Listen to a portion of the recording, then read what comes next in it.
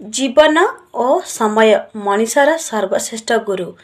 जीवन आमको समय को उपयोग करने शिखाए एवं समय आमको जीवनर मूल्य बताए। शब्द हेउची एमिति एक अस्त्र जहा हृदय को खंड विखंडित कर दे थाए। गछर पत्र न झड़िले जेमती नुआ पत्र आसे नहीं, जीवन रे कठिनता और संघर्षता न सहिले भल दिन आसे नहीं।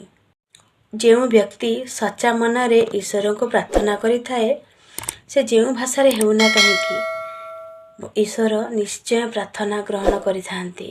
बेईमान केबे भी अनुताप करे नहीं, स्वार्थपर केबे भी कृतज्ञता जनाए नहीं, सुविधावादी केबे भी कहार आपणार हुए नहीं। नरम हृदयर लोक माने टिके कथारे रागी जाती, टिके कष्ट हेले भी कांदी पकांती, आउ बहुत शीघ्र भी मानी भी जाती। एमिति लोक मानकु केबे हरेइबे नहीं।